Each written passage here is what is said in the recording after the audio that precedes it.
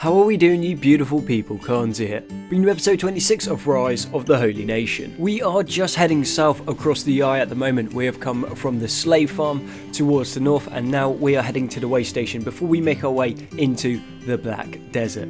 The plan for the Black Desert is we want to go in, raid the scrap house, get a bunch of really good weapons, wipe out all the Skeli boys, and then start heading back to base, because we have a few raids coming in. Some of them haven't triggered just yet, but they will be coming to us fairly shortly, so it is going to be a matter of time to get back to the base before we get overrun. However, there is nothing saying we can't do Okran's work on the way, so we're going to take out all of the dirty Narkos that are hiding in the way station. Not that we're going to expect much from it, but taking out is always going to be a good thing. And then obviously taking out the Skelis, that is pretty much the main objective of the Holy Nation, so we are going to help them off with that. It would definitely seem that our guys are now improving, seeing as we are going to be fighting tech hunters and trade ninjas, and our guys seem to be holding the line pretty well. We've got Zip fighting one of the trade ninjas. Now he is one of our new recruits, so he is not a super high level or has particularly good stats, but he does have very good armor and one of the best weapons in the game. So he is doing pretty well. The dogs are obviously doing what the dogs do, and that is just tearing stuff up. Good old Dexter and Midnight, wherever you are, probably gone up onto the walls to kill the harpoons, because that's kind of their thing. And now it is time for a good old-fashioned bar brawl. And yeah, as soon as we get inside, we're going to be swapping out to our katanas and our longswords, and those things are going to shred through the mercenary guild and shred through those tech hunters. I would say I feel bad for them, but they made their choice when they chose the wrong side to be on. They could have followed Narco or asked for redemption, but they didn't, and now they must pay the ultimate price. Or a price, I don't know which one, but we're going to kill them because we can. We also see that there is a medical trader right in the back on that table, minding his own business, sat with a Skeli. So we're going to go kill him, and that means we're going to get another longsword. I think we are up to about 5 now, so that means after this we should be on 6, and those things absolutely devastate skeletons. They do plus 200 damage to the Skeli boys, which makes them actually mental, and they got 3.3 cut damage on them as well.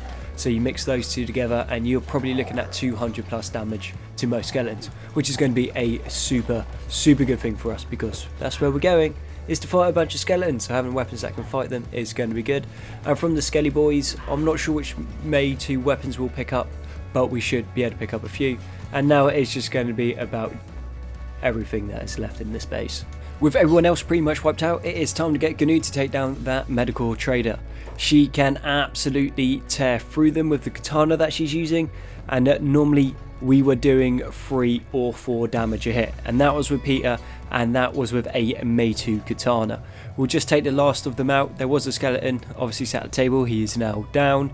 We've also taken out the United Cities pacifier, and Luigi we have just given a sleeveless long coat to, just so when he goes through the desert he doesn't melt, because he's a super low level, has a very low toughness, and I don't want him taking a whole bunch of damage whilst going across the desert, and then when we get in a fight against the Skelis he accidentally gets one hit and dies, which sounds like something that I would be very likely to do, because my micromanagement is absolutely atrocious. We do have a butcher spider coming in. These things are crazy tough with very quick attack speed, but yet with the longsword and the katana we're able to carve through it. Once this starts getting into packs of them, we will run into some difficulty, and now all we need to do is just make our way across the last of the grey desert. We'll go low, or actually we'll go high, and then cut across and go around the water, so that we can get into the scrap house nice and quick, so there won't be as many skeletons there. So once we're there, we'll go in underneath. Once you're underneath, we can bait the skeletons down, and then we can just start carving them apart. A largely uneventful journey across the Black Desert, which I guess is a really good thing for us, because some of the nasties that the gen mod puts in and then put in with their hard gen mod are pretty terrifying and can cause us quite a lot of damage.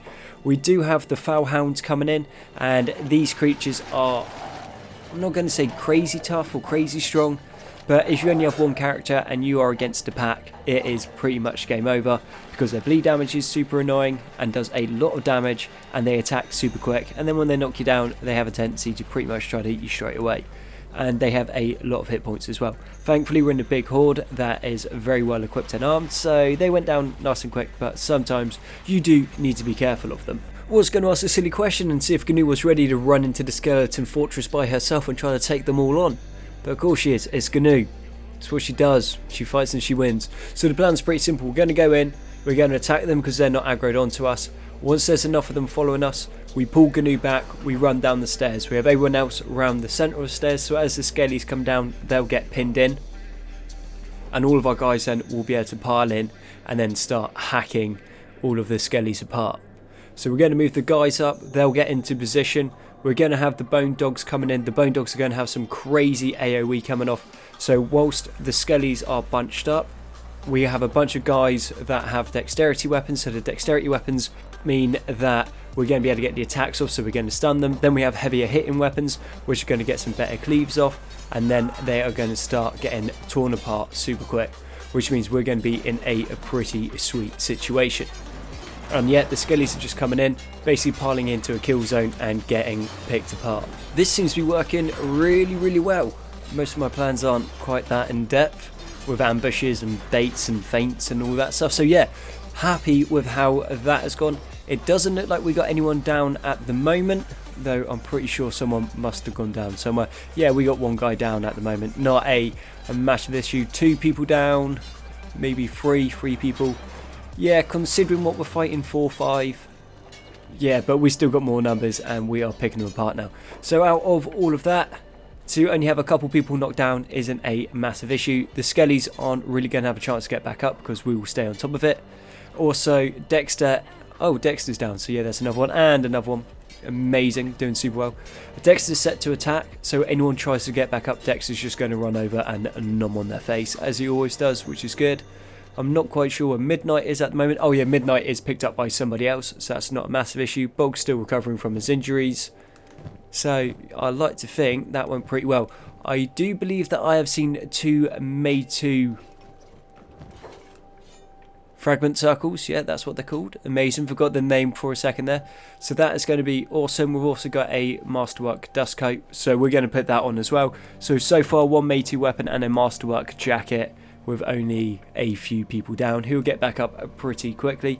We'll get everyone to head back upstairs because what we don't want is everyone to be stuck out in the rain, because it is acid rain and then they'll start to melt, which isn't going to be useful for us at all, especially if we're trying to recover from the fight, because we still have to take on the town next.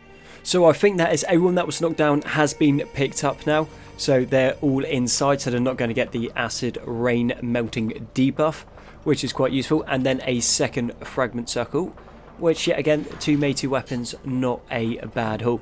Then we're going to be able to go in and get all of the Edgewalker weapons and so on and so forth, and we'll just carry on and take out the last of the skeletons that come in.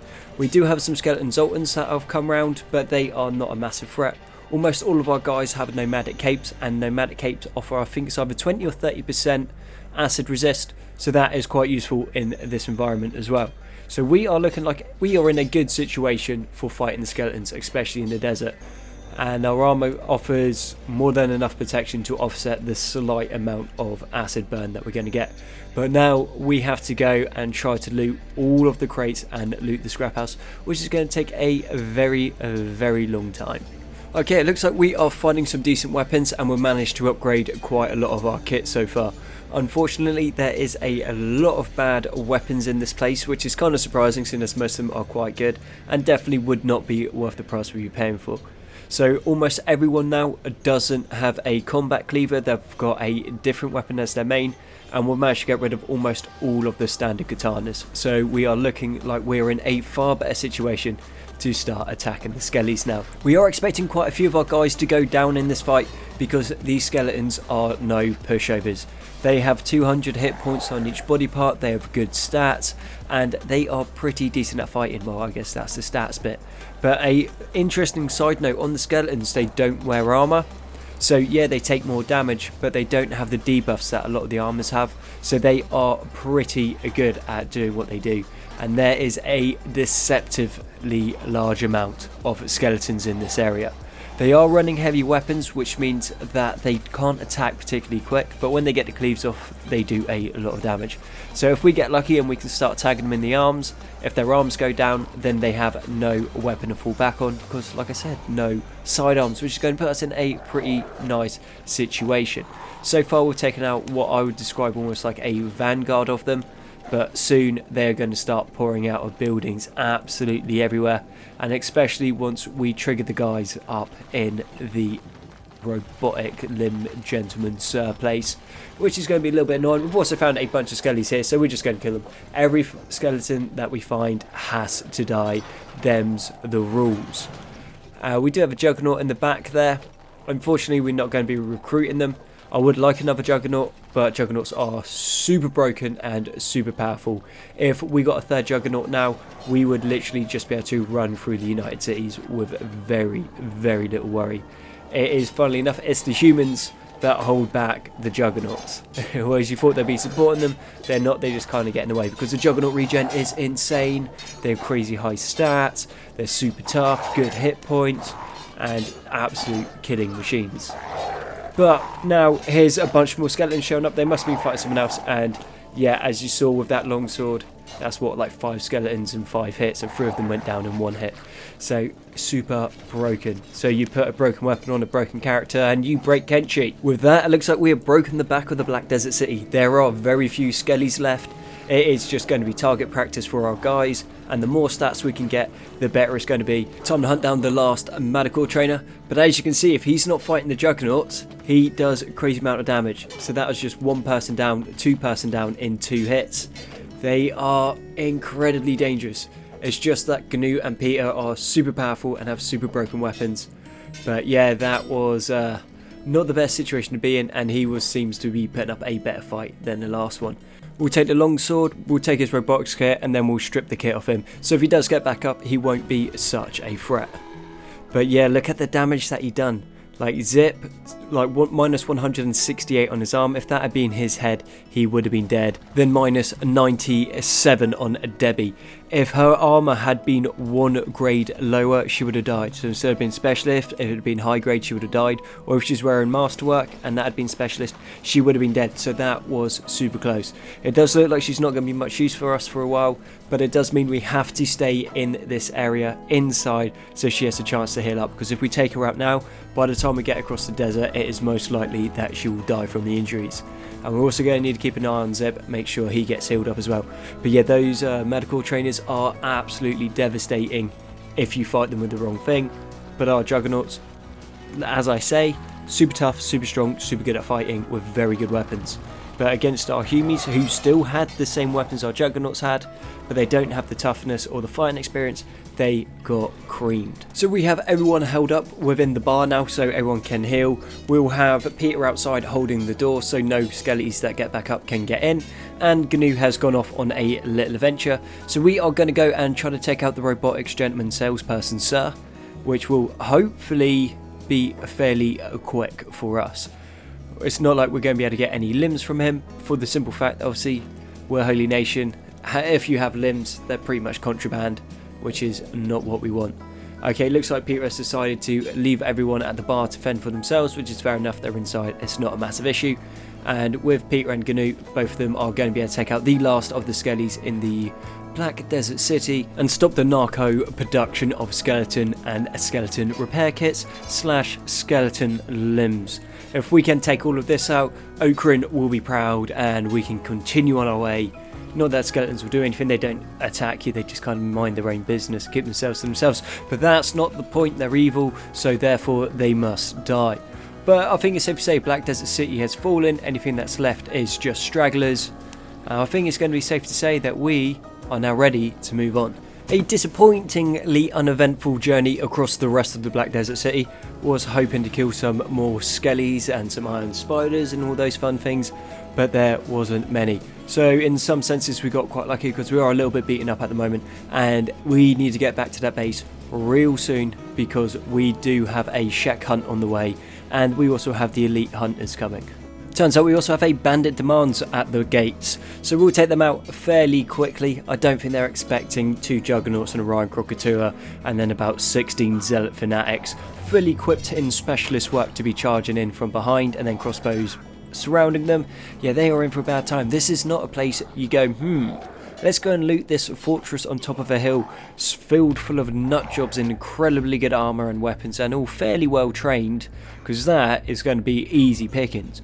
You want easy pickings, go to the hubs, you nutcases. We've already wiped it out, there might be some scraps left. But yeah, that went a little bit better than episode 4. We have to be quiet, everyone's sleeping. But soon when they're rested, we're going to go off and kill some more United Seas. As we have the chance, we're going to get Luigi kitted up. If we have masterwork stuff, we're going to give it to them, and then we're going to start cycling the specialist grade kit out, changing it out for masterwork as and when we can. So pretty standard setup.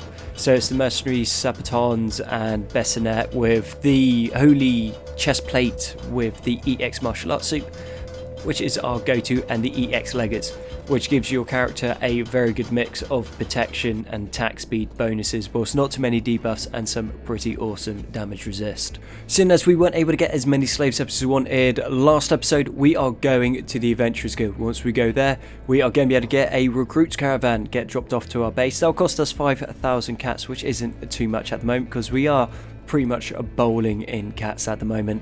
And then each recruit will cost you 5,000 cats from there. But looks like we've managed to annoy the Mercenary Guild in the Holy Nation as well. Not a massive issue, they helped us fight the Shek, but we had to pay them for it, which is kind of funny. So I think if anything, they do deserve to die. They're not going to cause any problems with us because we're in a town, and if they do, well, Gnu's going to kill them, so it's not a massive issue. And we'll just have a little ganders. What do we have here? We have 2 more of the Madakor traders. That is potential that we come back, try to figure out how the way to bait them into a fight with us so that we can kill them without the Holy Nation getting too upset about it. Because obviously we don't want to be fighting the Holy Nation, they are our main allies. And we have found the Adventurers Guild. So we say, can you send a recruits caravan to our base? And they go, what would you like? And we go, humans. And then he laughs at us. And I'm going to kill you one day. But the recruits are now on the way, so it's not going to be too long until we have a bunch more recruits coming in. So if you want to name a character, even if you already named one, don't feel shy, but feel free. Because words. Yeah, just comment down in the comment section below if you'd like to name a character, and then what type of character you'd like, and then we will get them in for you. But with that, I'm going to need to bring this episode to an end, so thank you very much for watching episode 26 of Rise of the Holy Nation. I've been Konzi. All your likes, comments, sub support have been amazing. You guys are awesome, and I'll catch you on the next one.